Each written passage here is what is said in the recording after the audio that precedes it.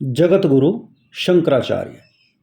ज्येष्ठ भारत श्रेष्ठ भारत, अंधकार से प्रकाश की ओर आओ चलें वेदों की ओर। मैं मुकेश आर्य।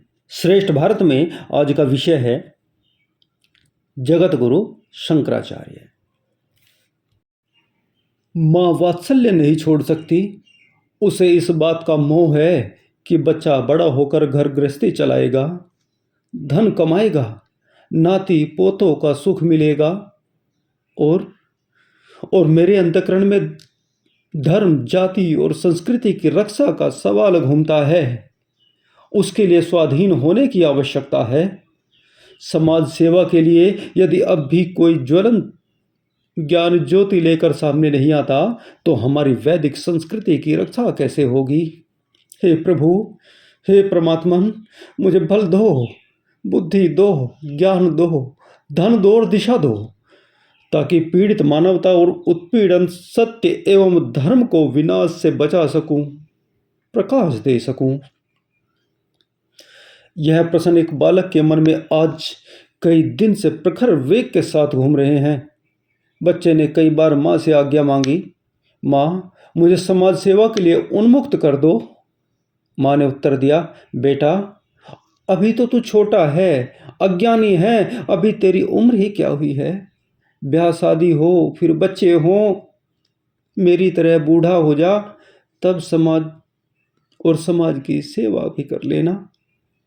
नहीं माँ, बूढ़े हो जाने पर शक्ति थक जाती है, उत्साह मंद पड़ जाता है, तब ऐसा कार्य नहीं। आत्म कल्याण की साधना हो सकती है, पर आज तो अपने धर्म, जातीय गौरव और पिता में ऋषियों के ज्ञान की सुरक्षा का प्रश्न है। माँ, वह कार्य भी पूरा हो सकता है। तू मुझे उन्मुक्त कर। सैकड़ों लाखों माताओं की रक्षा बालकों को अज्ञान और आडंबर के महापाप से बचाने के लिए दे। यदि तुझे अपने बेटे का बलिदान करना पड़े तो क्या तुझे प्रसन्नता नहीं होगी। ऐसा कह बालक माँ के पास पहुंचा। माँ, आज सोमवती अमावस्या है ना?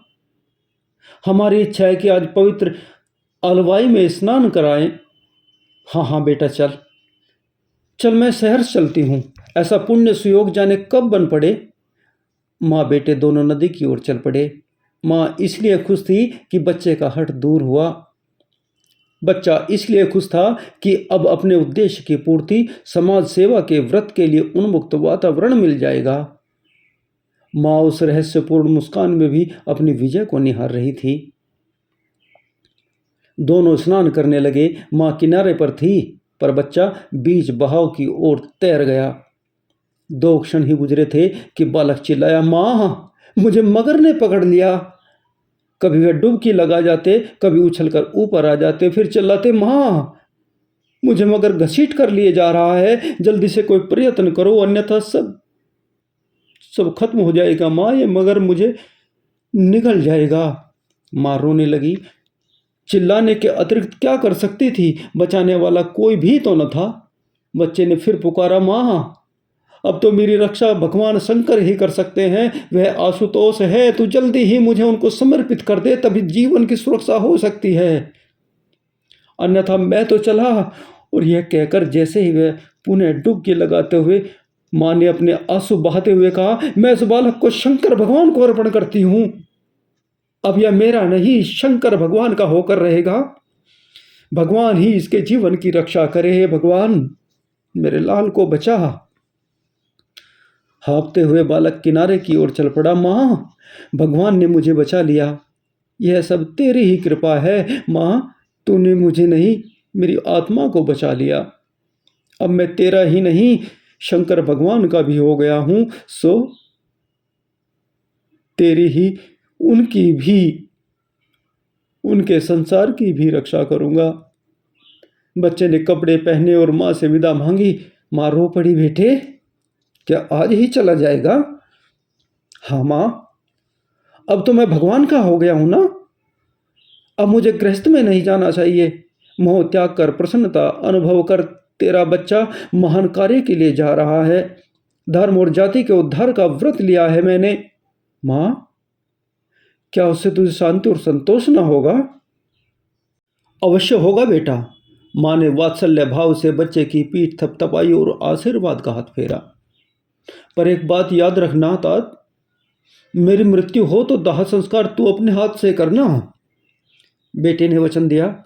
माँ, कहीं भी होऊंगा तेरी अंतिम इच्छा अवश्य पूर्ण करूंगा। सारे संसार की सेवा में तेरी भी तो सेवा है।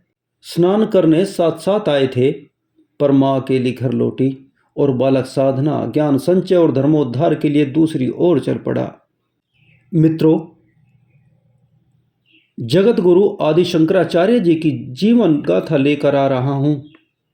शेष अगले भागों में। आशा है पसंद आएगी।